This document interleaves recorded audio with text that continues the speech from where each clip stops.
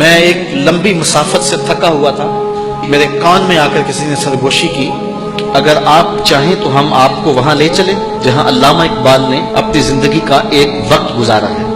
میں چونک گیا اور مخاطب ہوا تو اس نے کہا جی 200 کلومیٹر ادھر جانا پڑے گا، اور پھر اس شہر سے 200 کلومیٹر میرا گھر ہے، تو یہ 400 کلومیٹر آپ کو فاصلہ پڑ جائے گا، اور صبح صبح آپ نے نکلنا بھی، اور 8 گھنٹے کی محفل میں آپ مسلسل بیٹھے ہیں۔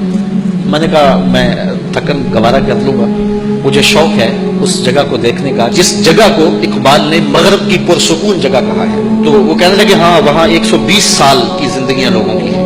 تو میں سفر کرتا ہوا ہائیڈلبرگ میں پہنچا جہاں علامہ اقبال کی رہائش گاہ تھی، اس کو دیکھا، زیارت کی، اور اقبال کی یادیں تازہ ہوتی رہی۔ رات کا پچھلا پہر تھا اور بارش برس رہی تھی، اور مغرب کی ٹھنڈی ہوائیں وہاں ٹھہرنے نہیں دیتی تھی، لیکن میرا جذبہ مجھے روکتا تھا کہ میں یہاں کچھ دیر کے لیے رکوں۔ تو میں دریا کنارے کھڑا ہو گیا اور بارش برس رہی تھی، وہ مجھے بتا رہے تھے کہ یہ پرسکون جگہ ہے۔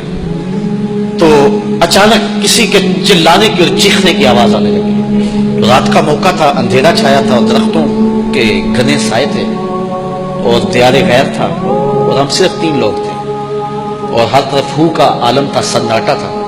تو جب چیخوں کی آواز آئی اور میں ڈر گیا، میرا دل لرز گیا، تو میرے دوست جو ہے وہ بالکل اپنی اصلی حالت میں رہے۔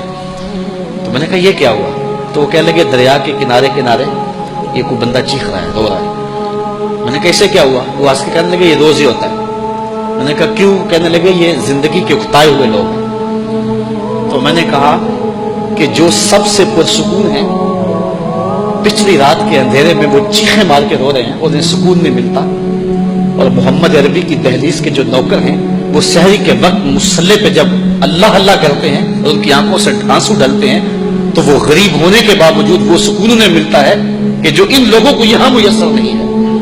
تو کافروں کی جو زندگی ہے اور ان کے محلات جو ہیں یہ دیکھنے سے لگتا ہے کہ بہت اچھے ہیں، لیکن ان کے اندر اجڑے ہوئے ہیں اور ان کے باطن میں کچھ بھی نہیں ہے، کیونکہ روحانی خلا ہونے کی وجہ سے انہیں سکون کی دولت ہی میسر نہیں ہے۔ تو اللہ تعالیٰ ارشاد فرماتا ہے، ذرا اس پہ توجہ کریں، یہ لاحق عمل ہے کہ یہ کافروں کی چکا چوند اور یہ ان کی زندگی کے ظاہری حسن و جمال اور ان کی زندگی کی جو چمک دمک ہے اس کی طرف مشتاق نگاہوں سے نہ دیکھیں۔ یہ آزمائش ہے ان کی، اور رزق اللہ کے ہاں ہے، اور وہ جنت ہے۔ تیری نظر میں جنت کا نقشہ ہو تو کوچہ افران کیا ہے، تو تو ادھر دھیان رکھ۔ اب آگے فرمایا وَأْمُرْ أَهْلَكَ بِالصَّلَاةِ، اور اپنی اولاد کو نماز کا حکم دے اور خود بھی اس پہ پابند رہے۔ تو یہاں ایک مفسر نے بڑی خوبصورت بات کہہ دی، اس نے کہا کہ جب دنیاوی چکا چوند کی طرف نظر بڑھنے لگے تو اس وقت نماز پڑھنے لگ جاؤ، تو دل رب کی طرف لگ جائے گا اور وہ منظر نگاہوں سے ہٹ جائے گا۔ تو آج کے زمانے میں ہر شخص اس ظاہری چکا چوند کی طرف بڑھ رہا ہے۔ ہر نوجوان ہاتھ میں یہ آرزو لیے کھڑا ہے کہ میں اڑ کے یورپ چلا جاؤں اور میں دنیا کی رنگینیوں میں کھو جاؤں۔ آج ماں باپ بھی دعائیں مانگتے ہیں، ہمارے پاس کثرت کے ساتھ لوگ اس لیے دعائیں کروانے آتے ہیں کہ بچے کا ویزا لگ جائے اور وہ بیرون ملک چلا جائے۔ لیکن میں ایک ماں کی کہانی بھی سناتا ہوں کہ اس نے اپنے بیٹے کو میرے پاس 2 مہینے کے لیے بھیجا کہ مجبور کر دیا ہے اس کو بیرون ملک جانے کے لیے، میں ڈرتی ہوں کہ اس کی نظر وہاں بھٹک نہ جائے اور وہاں آوارہ نہ ہو جائے، تو 2 ماہ آپ اپنے پاس اسے رکھیں۔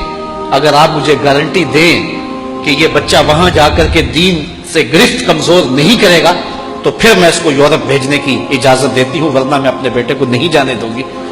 تو وہ 2 ماہ میرے ساتھ رہا، تو میں نے اس کی ماں کو کہا کہ میں ضمانت تو نہیں دے سکتا، لیکن مجھے امید ہے کہ اس کے سینے میں قرآن کا نور اتر گیا ہے۔ تو وہ لڑکا چلا گیا اور وہاں کچھ عرصہ اس نے گزارا، لیکن وہ خود ہی بھاگ آیا، کہنے لگا یہاں دل نہیں لگ رہا، اور پھر وہ یہاں آ کر اس نے کاروبار کیا، اللہ تعالیٰ نے اس کو اس کاروبار میں عزت عطا کر دی۔ تو آج جب رخ انسانوں کے ادھر مڑے ہوئے ہیں تو والدین کی یہ ذمہ داری ہے کہ وہ اپنی اولاد کو نماز کا حکم دے۔ جب یہ آیت کریمہ اتری تھی تو حضور روزانہ حضرت فاطمہ کے دروازے پہ دستک دیتے تھے اور الصلاۃ الصلاۃ کہتے تھے، اور حضرت علی المرتضیٰ کو اور سیدہ فاطمہ کو نماز کے لیے اٹھاتے تھے۔ میں کہ سویر شام سفر میں ہوتا ہوں تو گاڑیوں کے پیچھے بڑے عجیب جملے لکھے ہوتے ہیں، کوئی شرما دیتے ہیں، کوئی جملے پریشان کر دیتے ہیں، کچھ دکھی کر دیتے ہیں۔ لیکن ایک جملہ ایسا ہے جو میں پڑھتا ہوں تو میں اپنے ساتھیوں کو کہتا ہوں کہ یہ دیکھو کیا لکھا ہے. لکھا ہوتا ہے صنم بے وفا. تو میں کہتا ہوں اب روتے پھرتے ہیں نا, یہ احتجاجی مظاہرہ ہے, یہ تحریری احتجاج کر رہے ہیں کہ میرے یار نے مجھ سے بے وفائی کر دی, کوئی راستے میں چھوڑ گیا, کوئی کسی موقع پہ چھوڑ گیا. میں نے کہا ان نے دوستی اس سے لگائی جس نے بے وفائی کر دی. آؤ میں تمہیں ایک در کا پتہ بتاؤں, جو ہاتھ پکڑتا ہے تو حشر میں نہیں چھوڑتا, پھر حشر میں بھی وہ ہاتھ نہیں چھوڑتا. تو اپنے دل کا رشتہ اس آقا سے جوڑ لو. اے اللہ, قوم کے بیٹے آوارہ ہوتے جا رہے ہیں, میڈیا کی بے لگامی نے قوم کے سے حیا کا جوہر چھین لیا ہے. اے اللہ میرے قوم کے جوانوں کو ان کی آنکھوں کو حیا کا جوہر عطا کر دے. قوم کی بیٹیوں کے سر کے اوپر پردے رکھ دے. اے اللہ وہ بہنوں کے گھر سے کیوں نکلتی ہے, ان کے باپ کی غیرت مر گئی, ان کے بھائیوں کی غیرت مر گئی. مولا ان بیٹیوں کو سیدہ فاطمہ کے پردے کا تقدس نصیب فرما دے.